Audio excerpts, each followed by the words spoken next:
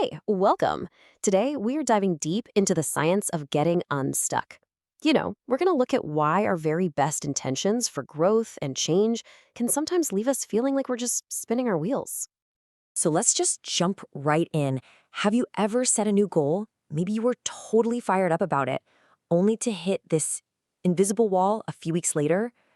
Or have you just wondered why breaking an old habit feels like such a massive uphill battle? Well, it turns out the reason isn't some lack of willpower. It's actually about how we're wired. See, your brain's number one job, the one that overrides almost everything else, is to keep you safe. And as we're about to find out, that big, exciting new goal of yours, well, it can look like a major threat to the part of your brain that's just trying to survive. Right, so to really understand why we get stuck, we first got to look at this hidden conflict, this tug of war going on between what we want and what our most basic instincts are demanding. This right here, this lays out the fundamental battle happening inside our heads. On one side, you've got your brain, and its goal is pure safety. It loves predictable patterns, it wants to avoid danger at all costs. But on the other side, your goal is success. And that means new growth. It means taking risks. This conflict is the very reason why change feels so difficult right from the get-go.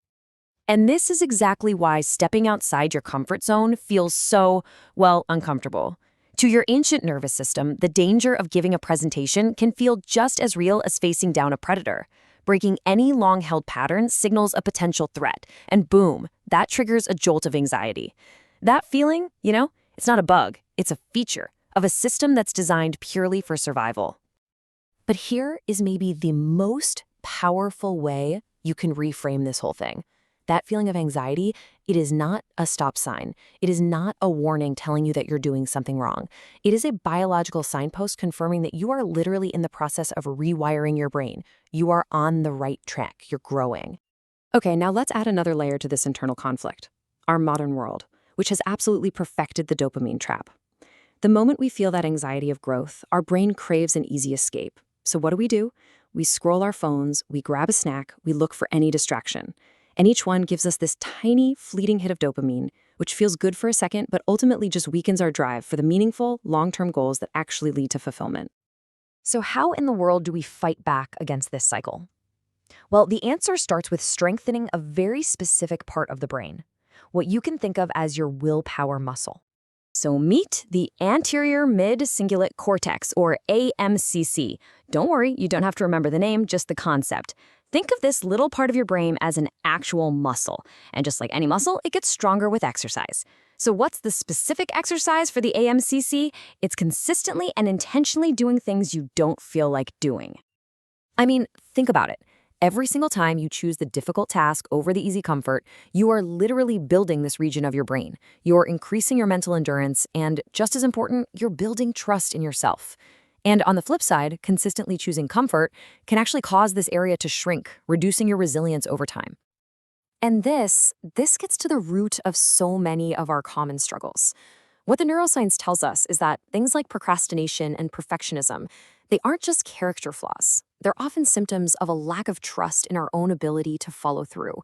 And that trust is built brick by brick every single time we strengthen that willpower muscle. Okay, so we know we have a muscle for willpower, but what's the actual mechanism of change in the brain? How does a whole new reality get wired in?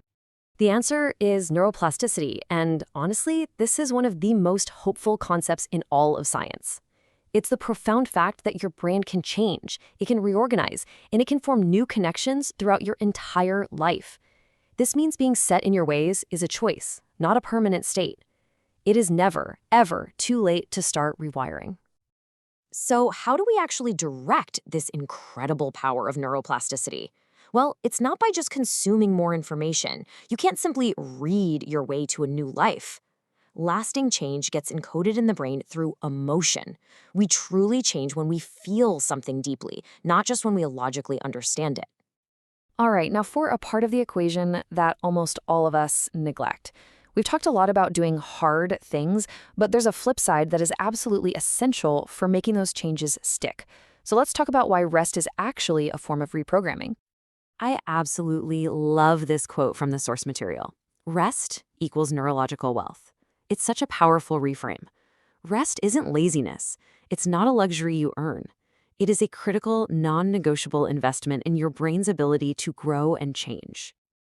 It's so important to understand that during true rest, and I mean real rest, not just distraction, your brain is incredibly active. It's busy consolidating memories, it's integrating what you've learned into your sense of self, and it's regulating your emotions. You see, the cycle of growth requires both intense effort and deep recovery. You simply can't have one without the other.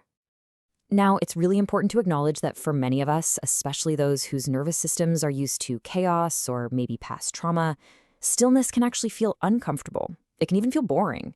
And that's totally normal. It just means the brain needs to be gently retrained to associate calmness with safety, not with a lack of stimulation. Okay, we've covered the core conflicts, we've talked about the willpower muscle, and we've covered the critical importance of rest. Now let's bring it all together into a practical guide that you can use to start rewiring your brain today.